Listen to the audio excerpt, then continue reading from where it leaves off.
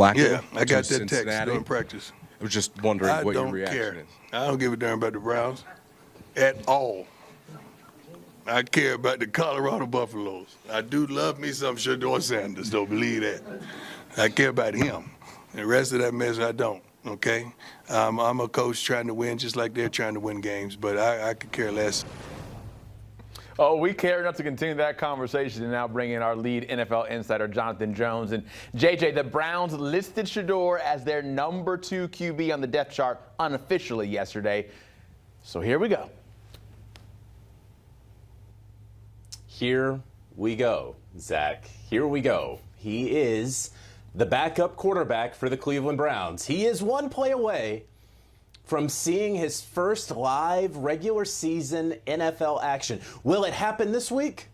Stay tuned to this Bat channel. Look, who knows, right? The fact here is that, and I know that we're going to talk about Joe Flacco and how Joe Flacco was the backup. Now Joe Flacco's in Cincinnati. That makes Shedeur Sanders the backup. The trade for Joe Flacco was more about getting draft pick compensation for Joe Flacco than it was necessarily about moving Shedeur Sanders up the depth chart.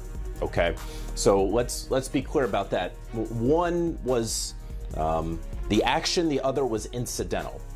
They also have Bailey Zappi there, who's been on the practice squad with the Cleveland Browns.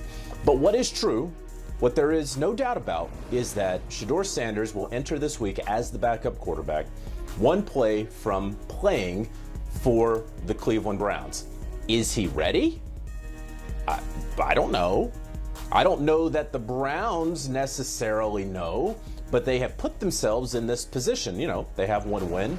And so I think everyone understands that the Cleveland Browns do not have Super Bowl aspirations this season. And while the AFC North is a division that they could, if they had a couple more wins like the Cincinnati Bengals, they could be competing for it. And maybe Shedeur Sanders wouldn't be QB2 going into week 6. The fact is, that is their lot in life. So no longer the scout team quarterback. He's going to be getting more practice reps. Shedeur Sanders will. Dylan Gabriel remains the starter. He will continue to be the starter so long as his play dictates that.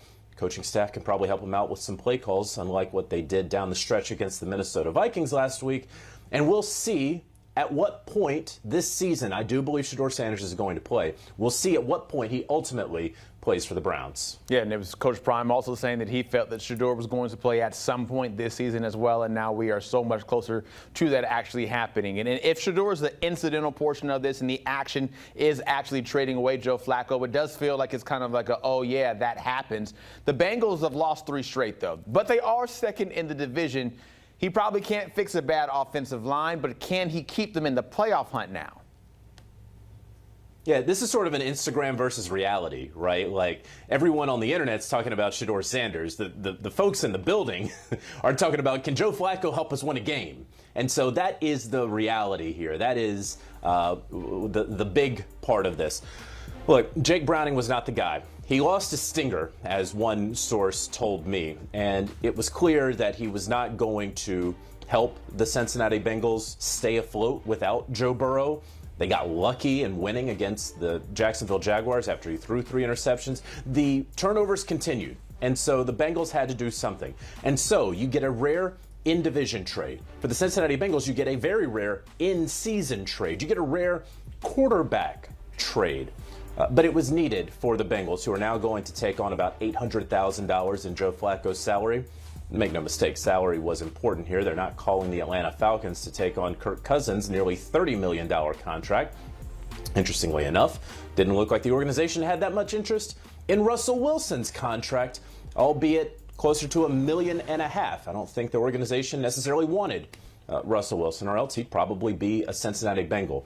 We've talked about the offensive line in front of Joe Flacco. The O-line has not been very good, no matter who is back there for the Bengals. But we also have to be honest about the quarterback Joe Flacco has been ever since that incredible run at the end of the 2023 season. He goes to the Indianapolis Colts. Anthony Richardson, I think we know since he has been benched, that Flacco plays for the Colts. Doesn't really work out that well in 2024.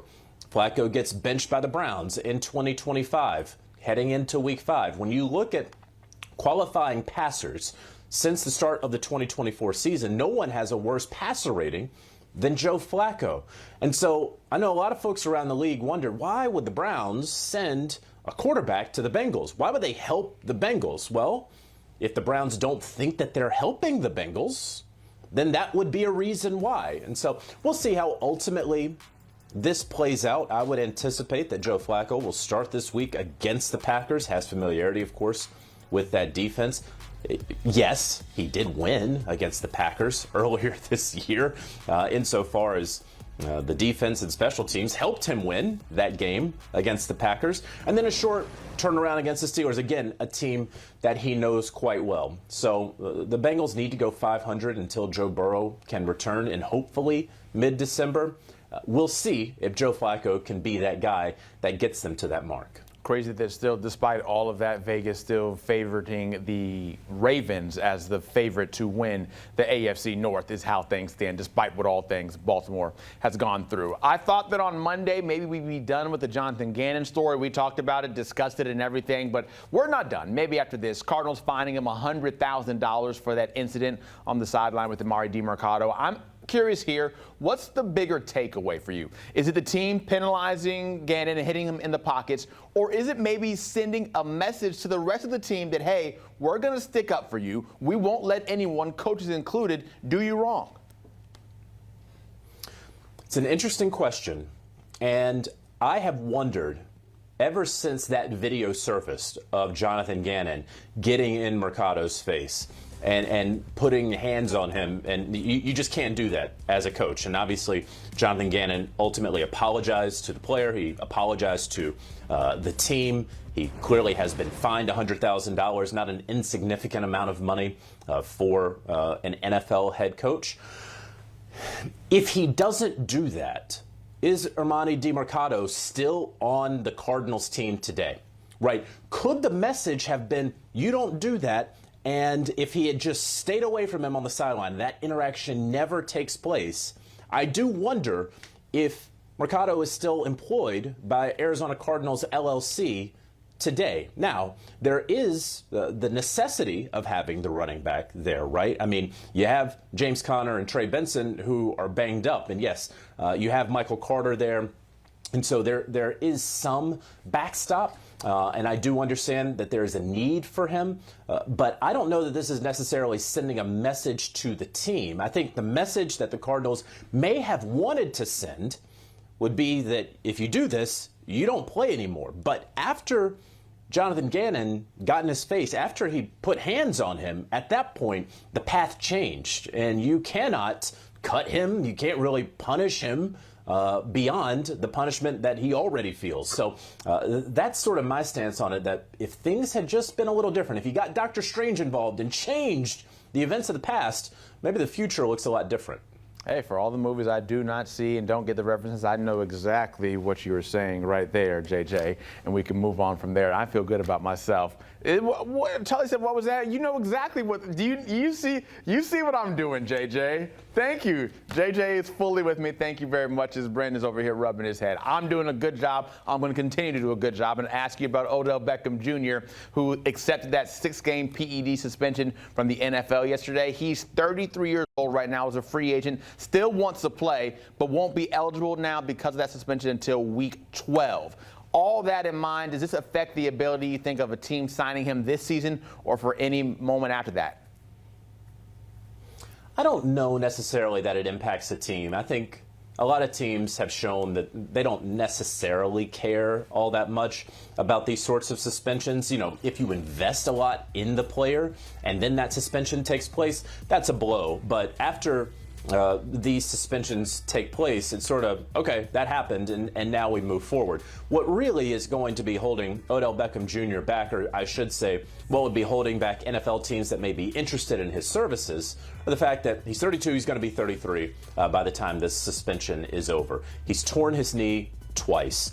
He hasn't had a 1,000-yard receiving season since before the coronavirus. And so, you know, as incredible, and we see right there, as incredible as the start to his career was, clearly on a Hall of Fame trajectory after 3 seasons, that's not the same Odell Beckham Jr. that we're talking about today. And so he has said and admitted that he would accept a smaller role with the team. You obviously have to be a contender. You have to want to have him in there. It didn't work out with the Miami Dolphins last year, though I do think that he got some fairly decent reviews, and good reviews, I should say, from his teammates and coaches last season. So it's certainly possible. And I don't think that a PED suspension ends Odell Beckham Jr.'s career. What could end his career is the fact that he has not been productive on the football field, really, other than a couple of games for the Baltimore Ravens a couple of years ago. Yeah, there were the folks out there earlier in the offseason that said, oh, the reports that he was retiring. He said, no, I'm sticking around, and we'll see what happens to him in the future. JJ, stay safe out here with all the portals that might open along your way, and we'll tap in with you a little bit later. NFL Today is what you can tap in with on Sundays at noon Eastern. It's a big show that you get to see Nate Burleson on Sundays. You get to see him Monday through Friday as well. The rest of the crew, Coach JB and Matt Ryan, streaming on Paramount Plus as well.